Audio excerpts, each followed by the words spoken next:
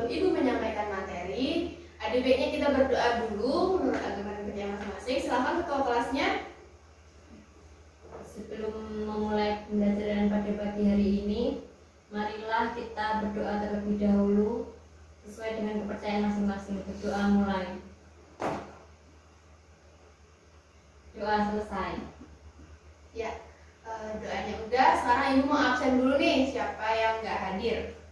Absennya Ibu panggil ya. Astria Novianingrum. Hadir Bu. Elisa Nur Aini. Ya sure. Oke. Oke, semuanya udah Ibu absen. Alhamdulillah semuanya masuk hari ini. Sebelumnya apa kabar kalian semua? Sehat-sehat semua kan ya? Alhamdulillah sehat Bu. Ya, kita lagi di masa pandemi ini. Jangan lupa untuk prokesnya, memakai masker dan jaga jarak. Terus jangan lupa minum vitamin supaya badannya tetap fit ya. Dan juga istirahatnya yang cukup, oke? Iya Bu, Iya, banyak Bu. istirahat saya sampai pusing gitu. Oke, sampai pusing berarti nanti Ibu kasih tugas yang banyak aja nanti ya. Ya Allah Bu, Katanya tadi istirahat, pakai banyak istirahat pusing. salah ngomong. Oke, hari ini dasar desain grafis. Sebelumnya ada yang tahu nggak dasar desain grafis itu apa? Ayo, apa dasar desain grafis? Apa itu dasar desain grafis? Nggak tahu. Belum tahu? Belum. Berarti materinya belum dibaca ya kemarin? Belum. Oke, Ibu jelasin ya. Apa sih dasar desain grafis itu? Jadi desain grafis itu merupakan sebuah bentuk seni dengan tujuan untuk memecahkan masalah komunikasi melalui kombinasi elemen grafis seperti bentuk, garis, warna, dan yang lainnya. Nah, itu tadi pengertian dasar desain grafis. Terus, untuk desain grafis itu biasanya kita menggunakan aplikasi. Jadi ada aplikasi pendukung untuk desain grafis. Ada yang tahu nggak aplikasinya apa aja? Ayo. Ada Photoshop Bu. Ya. Siapa tadi? Mbak Elisa. Apa tadi? Ada Photoshop. Adobe Photoshop. Apa lagi? Corel Draw. Benar. Canva Bu. Canva.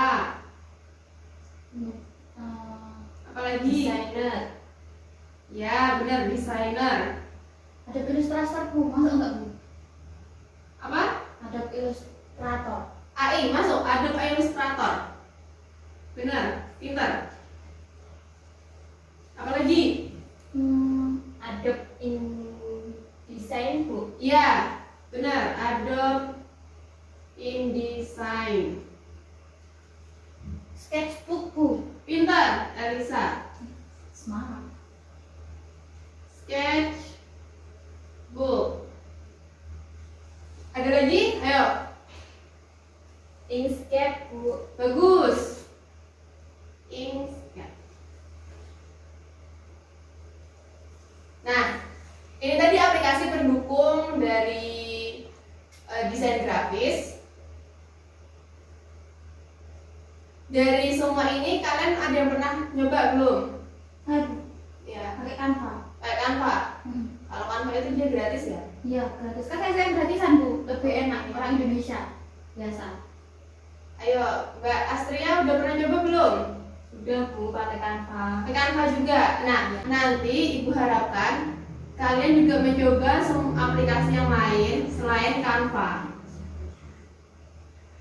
Oke? Iya. Iya Bu. Iya. Oke, selanjutnya ada yang namanya unsur-unsur desain grafis. Unsur-unsur desain grafis.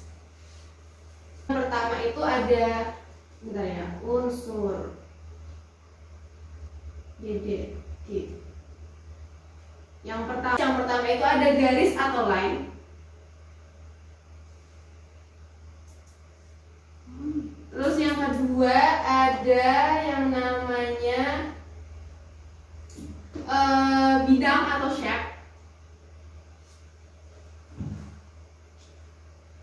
Yang ketiga itu ada namanya tekstur. Yang keempat ada ruang. Kelima ada ukuran. Yang keenam itu ada color atau warna. Pakai pola ya Bu. Iya, Color. color. Saya suka bahasa Inggris ya. Oke, nah Nice. ini unsur-unsur dari desain grafis. Ibu jelaskan yang pertama. Jadi sebuah garis adalah unsur desain yang menghubungkan antara satu titik poin dengan titik poin yang lainnya. Nah, bentuk garis itu memiliki banyak variasi. Jadi bentuk garis itu bentuk garis itu sendiri biasanya dapat memaknai penggunaannya. Jadi bentuk garis itu ada garis lurus. Garis lurus biasanya diidentikan dengan kesan kaku. Variasi ini biasanya digunakan sebagai simbol formalitas. Lalu ada garis lengkung. Penggunaan garis lengkung biasanya memberikan kesan lembut dan luas. Mbak Elisa jangan main HP terus ya. Nanti Iya. HP-nya saya ambil loh. Oh iya Bu. Mamaku WA Bu. Selanjutnya ada garis zigzag. Jadi garis zigzag sering dimaknai sebagai garis yang keras sekaligus dinamis. Lalu ada garis tidak beraturan atau garis ini biasanya menimbulkan kesan fleksibel dan informal. Ada lagi yang namanya garis horizontal. Horizontal itu melambangkan kesan yang pasif gitu ya. Nah, terus ada garis vertikal. Vertikal sering dimaknai dengan bentuk garis yang memiliki kesan stabil. Lalu yang terakhir itu ada garis diagonal. Garis ini dapat diartikan sebagai makna aktif, dinamis, dan menarik perhatian.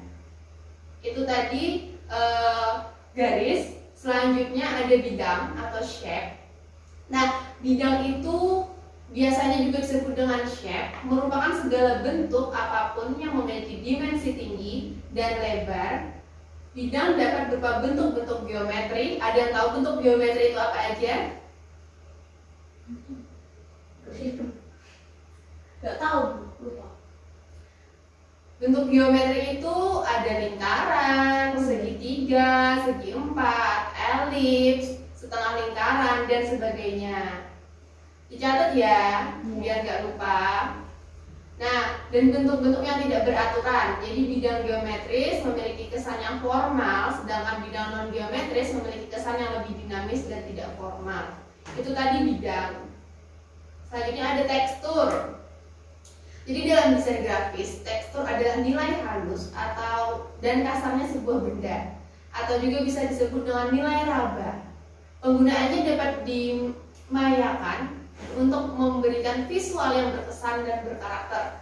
Dalam sebuah desain komunikasi visual, tekstur sering digunakan untuk mengatur keseimbangan dan kontras.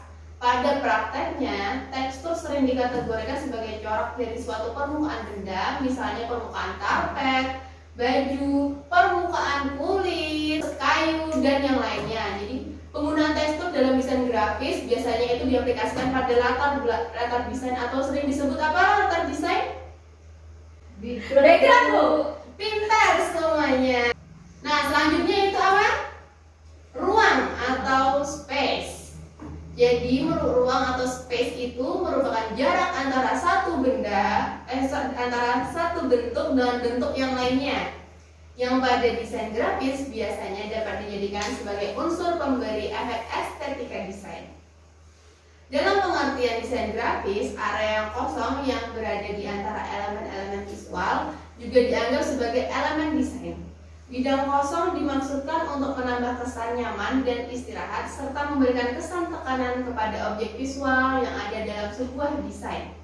Nah, setelah ruangan itu ada ukuran atau size. Jadi, ukuran adalah unsur lain dalam desain grafis yang mendefinisikan besar kecilnya suatu objek. Jadi, unsur ini digunakan untuk memperlihatkan objek manakah yang mau kita tonjolkan.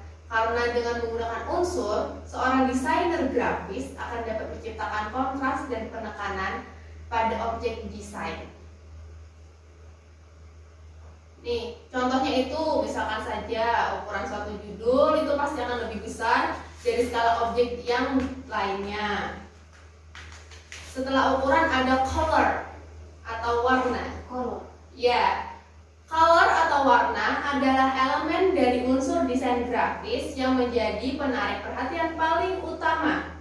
Jadi penggunaan warna yang tepat itu akan berbanding lurus dengan kualitas citra, keterbacaan, dan penyampaian pesan dalam desain tersebut. Semisal nih, penggunaan warna yang lembut akan memancarkan kesan romantis, kedamaian, dan kenyamanan. Nah, kalau warna-warna yang tegas dan terang itu biasanya memberikan kesan yang dinamis. Jadi memadu-padakan warna yang salah itu jadinya kayak kurang pas. Itu adalah jadi memadu-padakan warna itu sangat penting untuk menjauhi penafsiran yang salah. Oke, lanjut.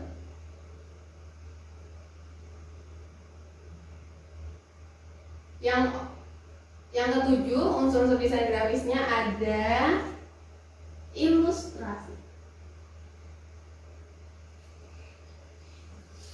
Nah, ilustrasi itu apa? Ilustrasi itu hasil visualisasi dari suatu tulisan dengan teknik menggambar, fotografi, lukisan, atau teknik seni rupa lainnya yang fokus pada hubungan subjek dengan tulisan ketimbang dengan bentuknya.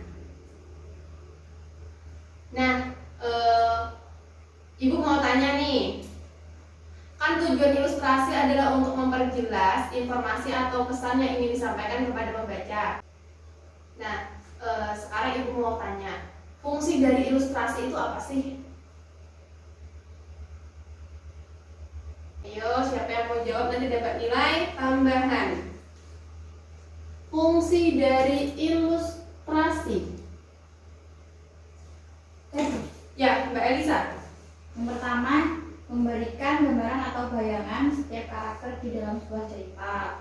Terus yang kedua, memberikan gambaran atau bayangan dalam bentuk dalam bentuk alat-alat yang digunakan di dalam tulisan ilmiah. Ya. Kemudian yang ketiga, memberikan gambaran atau bayangan langkah kerja.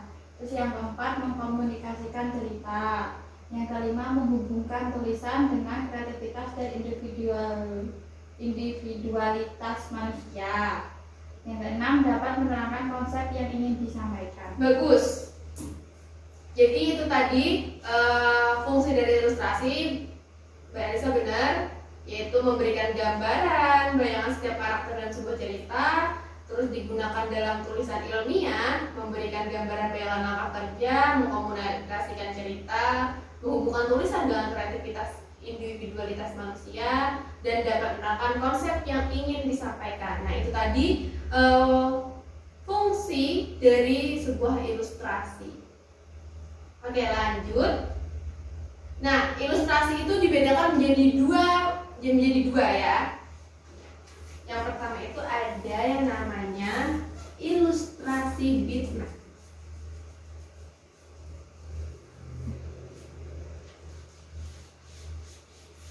Nah, ini terus dulu ya. Jadi ilustrasi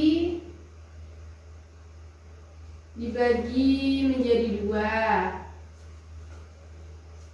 Yang pertama itu ada ilustrasi apa? Bitmap. Ya.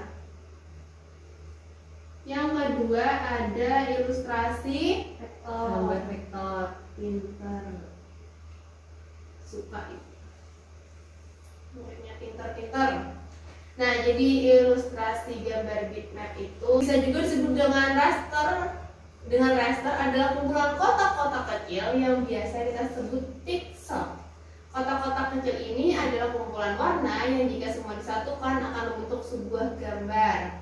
Jika kita memastikan bahwa gambar bitmap itu tersendiri dari kotak-kotak kecil, maka ketika kita zoom gambar tersebut semaksimal mungkin, sehingga kita akan melihat kotak-kotak kecil tersebut dan gambar pun akan pecah, yang nampak hanyalah kumpulan kotak-kotak kecil. Jadi kalian pernah nggak memperbesar nih foto kalian, diperbesar terus kan kayak pecah kotak-kotak gitu. Nah, itu bitmap ya.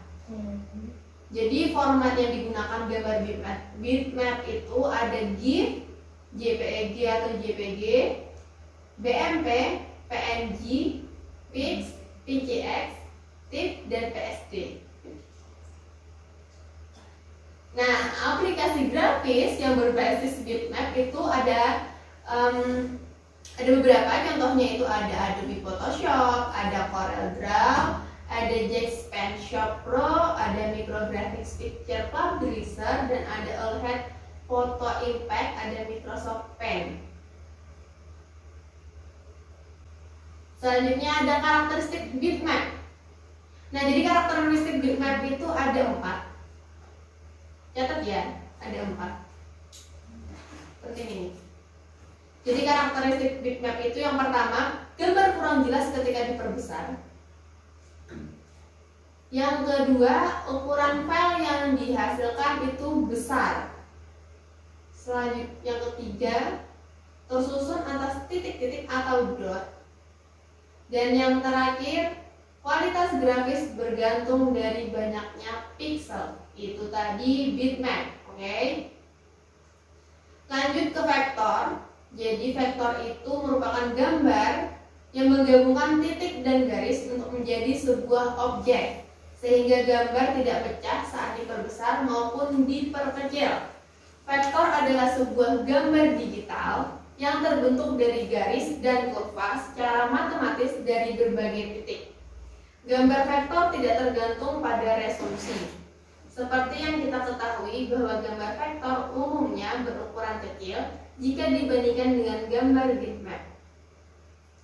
Jadi untuk format dari gambar vektor itu ada AI, SVG, CDR, dan EPS.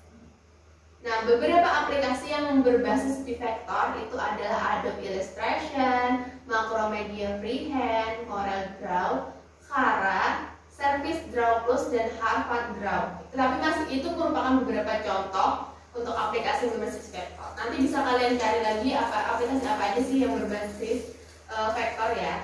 Nah, untuk karakteristik vektor itu ada 5, yaitu gambar tetap jelas ketika diperbesar. Berbeda dengan bitmap tadi, gambar akan pecah ketika diperbesar.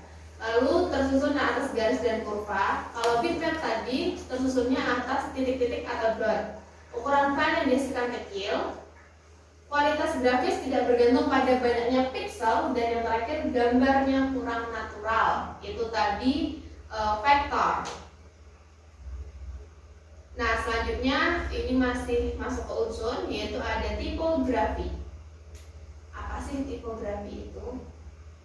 Jadi tipografi adalah seni merancang, menyusun, dan mengatur tata letak huruf serta jenisnya dengan pengaturan dan penyebaran pada ruang yang tersedia untuk menghasilkan pesan tertentu, sehingga akan membantu pembaca untuk mendapatkan kenyamanan membaca semaksimal mungkin, baik dari segi keterbacaan maupun estetika. Nah, tipografi dalam fungsinya sebagai tata letak secara umum berupa teks yang terdiri atas beberapa, yaitu ada judul atau headline, ada subjudul atau subheadline, ada naskah atau body copy, dan yang terakhir itu ada logo type. Oke, mungkin materinya segitu dulu aja ya. Ya Bu. Ya Bu. Kalian mau ibu kasih tugas apa enggak? Enggak. Ya Bu. Tadi udah dapat tugas kok dari Bu Alisa banyak banget tuh. Oh ya udah, berarti ibu tambahin tugasnya buat kalian ya, biar enggak pelungkrak aja di rumah. Kayak tumbal rakanggo. Tugasnya simple, sedikit aja tugasnya. Gampang kok tugasnya Bu Dewi. Tadi kan ada unsur apa tadi? Ilustrasi. Di situ kan ada yang namanya ilustrasi gambar bitmap dan ilustrasi gambar vektor. Kalian per individu, nggak usah kelompokan, karena ibu yakin kalian mampu, yaitu membuat atau mencari, membuat aja ya biar gampang, membuat sebuah makalah.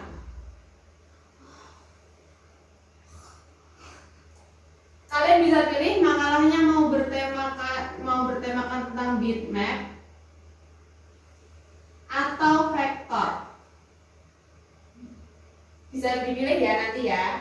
Nah, ibu harap nanti kalian juga bisa memberikan contoh gambar bitmap itu seperti apa, gambar vektor itu seperti apa. Dan tadi kan ada beberapa aplikasi yang berbasis bitmap dan juga vektor. Masing-masing yang nanti mengambil masing-masing tema ini, kalian coba satu aja, gak usah banyak-banyak, aplikasi yang berbasis dari bitmap atau vektor. Misalkan kalian ngambil vektor, nanti dicoba aplikasi yang berbasis pada vektor. Misalkan Mbak Astria mencoba Adobe Illustrator. Terus Mbak Elisa ngambil bitmap, nanti mencoba CorelDRAW misalnya, gitu ya? Iya Bu. Nah, untuk tugas apakah ada yang ditanyakan? Jelas banget Bu. Oh ya, ini deadline-nya minggu depan.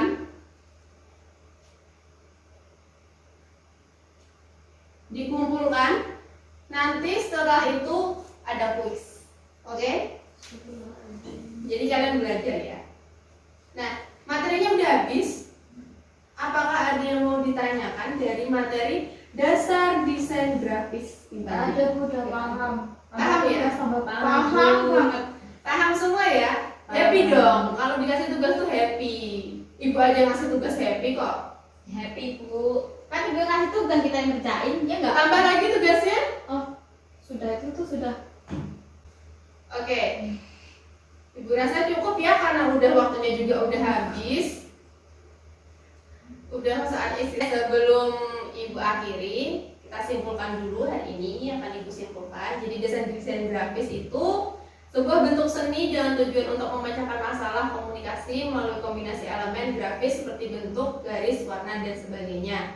Nah, di desain grafis tadi ada beberapa aplikasi pendukung: Photoshop, Designer, Illustration, Canva, Sketchbook, CorelDRAW, Inkscape, Adobe Insight, dan masih banyak lagi.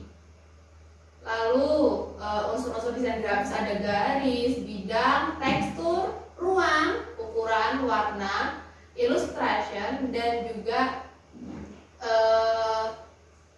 apa yang terakhir? Tipografi. Betul, ada tipografi. Oke. Sekian pelajaran dasar desain grafis hari ini. Sebelum kita mengakhiri, kita tutup pelajaran hari ini membaca alhamdulillah secara bersama-sama. Alhamdulillahirobbilalamin. Oke, terima kasih. Wabillahi taufiq wal hidayah. Wassalamualaikum warahmatullahi wabarakatuh. Waalaikumsalam.